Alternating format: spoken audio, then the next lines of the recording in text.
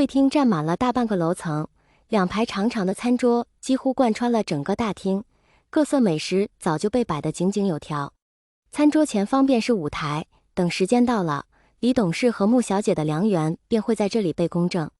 舞台上的灯还没有亮起，两侧的装饰品却已经足够夺人眼球。蓝湛和魏婴被秘书小姐领着坐到了靠近舞台的座位上，成功混入了达官显贵们。魏婴从桌上捏了块小蛋糕来吃，总觉得自己跟这里格格不入。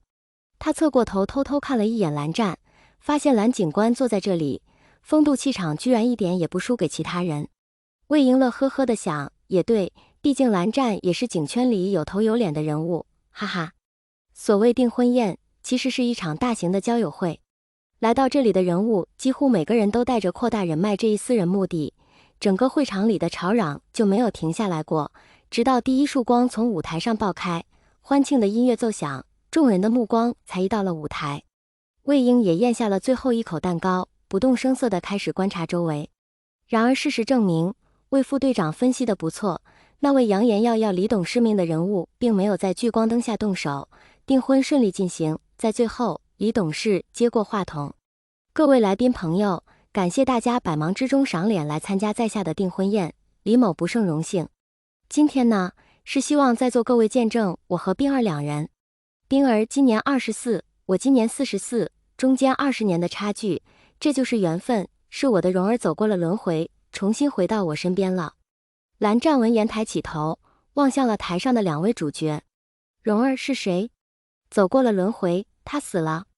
疑问升起的同时，蓝湛的目光落到了穆小姐脸上，没有疑惑，没有不满，甚至都没有任何波动，微笑仿佛是刻在她脸上的，美丽却空洞。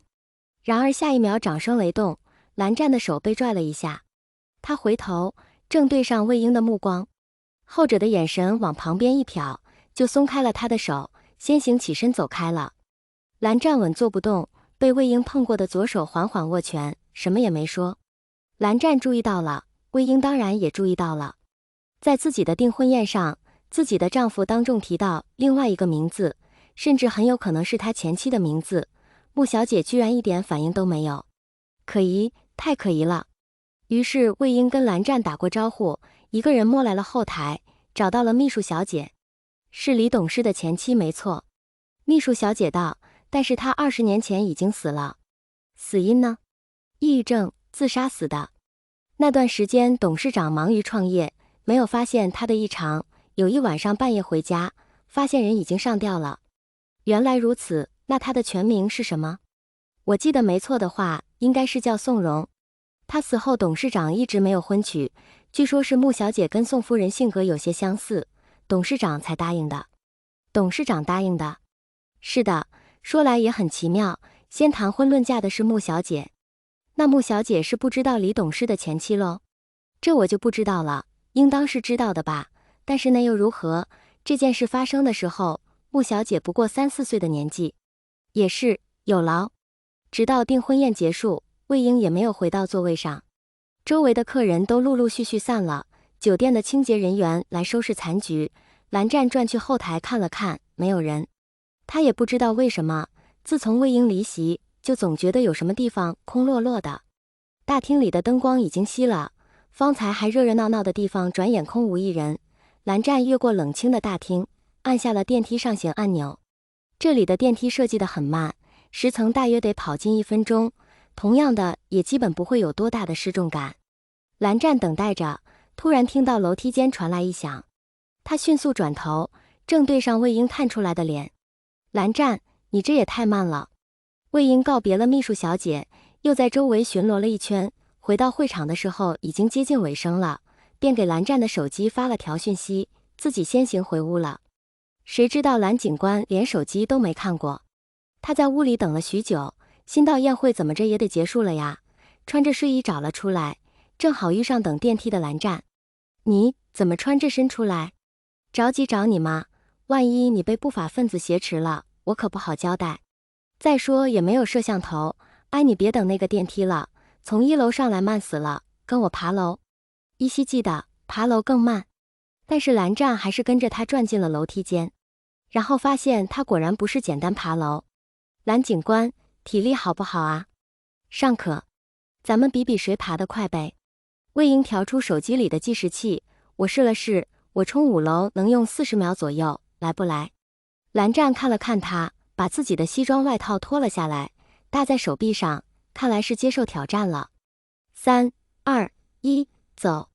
蓝湛，你牛逼！魏婴扶着自己的膝盖，边喘气边冲对面面不改色的男人比了个大拇指。半分钟，你牛逼！蓝湛安然接受夸奖，等魏婴起身回屋。晚上6点，有人敲门。魏婴放下手里的游戏手柄，从床上翻下来开门。待看清门口的人，惊得一把拉住了自己敞得大开的衣领。穆小姐，叨扰了，我给2位送衣服来，2位试试。魏婴忙把人让进屋里，跟在他后面偷偷给自己系扣子。蓝湛看了他一眼，把衣服从穆小姐手里接过来，点头示意，多谢。我没有量过2位的尺寸，可能目测会有一些误差。那2位先换吧，一会我再来帮着修改。好。那厢魏婴刚整好衣服，穆小姐就走了。早知道我去洗手间躲一躲了，还得解开。2套服装，一红一蓝，红是暗红，蓝是水蓝。魏婴拎起红色那件，衣摆上还有黑线绣的暗纹，她拿着在身上比划比划，肯定道：“这件是我的。”她都这么说了，蓝湛便拿起了另外一件，抖开一看，好大的衣袖。咦，为什么你的袖子就那么大？你的是劲装。那这些乱七八糟的腰带都是我的喽。慎言。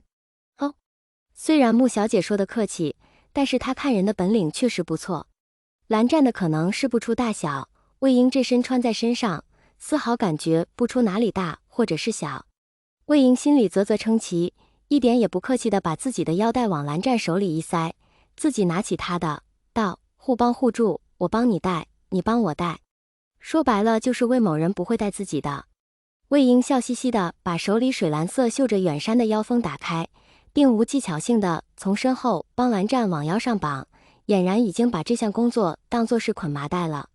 平常没注意到，腰带束上了，才发觉蓝湛的腰很细，好像一搂就能搂个满圈。魏婴动作一顿，抬头向上看去，古装的布料与现代装略有不同，带着不易察觉却必不可少的纹路。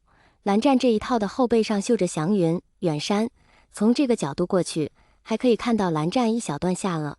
蓝湛肤色雪白，趁着这清淡的颜色，着实好看。魏婴心里有点痒。蓝湛，你腰带好像有点大了。魏婴的腰带扣要在身前，蓝湛便不必绕到他身后去，因为身量略高，蓝湛微微俯身，把皮质腰带从魏婴腰后绕过。这一套走的大概是侠客风格，周身的小零件尤其多。蓝湛又把件套穿在腰带里，才扣上金属扣，发出轻轻的、清脆的声音。蓝湛等了许久没有下文，蓝湛帮他调整好件套的位置，直起身来看他，什么？